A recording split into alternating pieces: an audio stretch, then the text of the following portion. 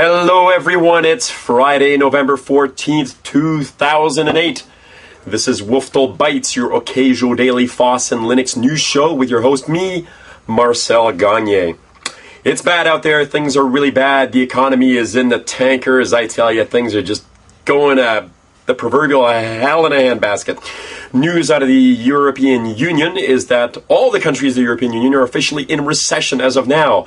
Down in Washington today, President Bush, along with Prime Minister Stephen Harper here up in Canada, and the leaders of the G20 nations are meeting to discuss this unprecedented global economic crisis. So the news is bad, bad, bad. And on that note, I must put on my press hat and tell you about other bad news that's happening out there, starting with Sun Microsystems. Yes, Sun Microsystems is having to cut an additional 6,000 jobs.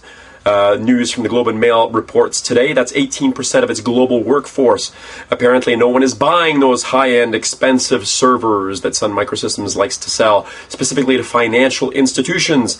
Financial institutions being the big businesses that come to Sun for these sorts of things. And despite the fact that they were given all these billions of dollars in financial bailouts, apparently they're not spending them on servers. Very, very sad for Sun Microsystems, who helps fund the development of OpenOffice.org, VirtualBox, OpenSolaris, and a bunch of other neat things out there.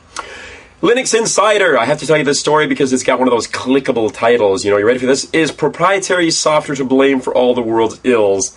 Well, I would tend to think that it probably isn't. However, the argument is that raising a generation or several generations of people who believe that lockdown proprietary formats are a good idea and that privatization of everything, including information, is also a good thing, is a formula for disaster. Geopolitical, economic, and otherwise just plain old bad. Especially when it comes to our children and the next generation who are going to grow up to believe that the really cool thing about the future is just an updated GUI and DRM on each and everything that comes along.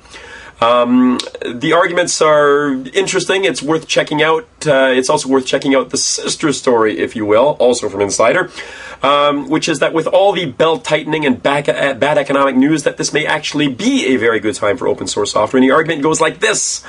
Over at SourceForge.net, they noticed that back in 2000/2001, when there was another bad economic downturn, not as bad as it is right now, but bad, the old bubble of 2000, that open source adoption went way up. And they're hoping that if history repeats itself, we'll see that happening here as well as people turn to open source software as a means of cutting cost and looking for, let's face it, cheaper alternatives to those expensive proprietary products that are out there. Incidentally, over in Europe, where things are going bad at the moment, there is a huge turn toward open source software.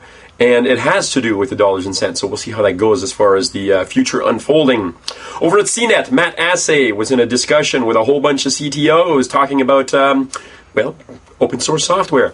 And it was an open forum on open source software, and he asked them what they thought about it and whether they were open to the idea. And guess what? They all are. But you know what? They don't know how to contribute. They don't know how to give back to the community. They said that they would prefer that open source software companies come up with some way to monetize their product in a way that makes it easier for them. They would rather contribute back in dollars for proprietary extensions. You ready for this?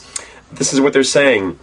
They would be happy to pay for proprietary extensions to open source software, and criticized pure play open source vendors for not providing an obvious, compelling reason for them to pay for those proprietary bits.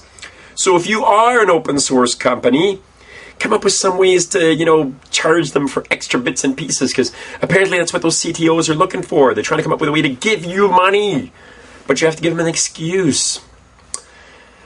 On lighter news, over at Device Guru, Canonical is set to unveil a desktop version of its Ubuntu operating system in April 2009 for the ARM series of processors.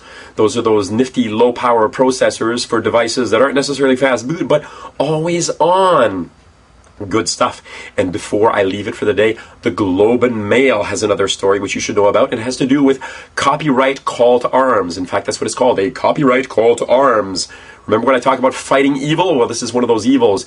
Here in Canada, the Conservative government was re-elected, and of course that means that Bill C-61 is coming back from the dead. Now, while this may sound like a typically Canadian issue, the issues are the same for a lot of countries that are looking at copyright reform, specifically to mimic or parrot the DMCA in the United States of America.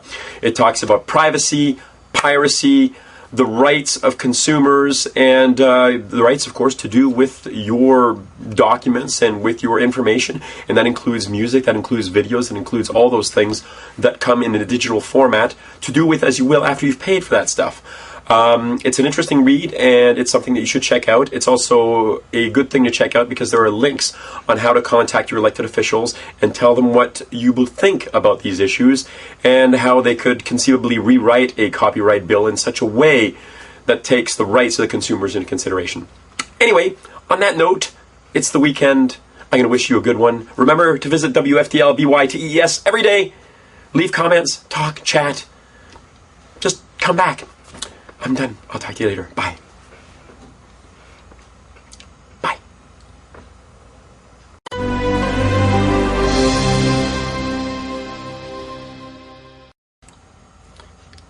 Did I mention that all the links are at the bottom? They are.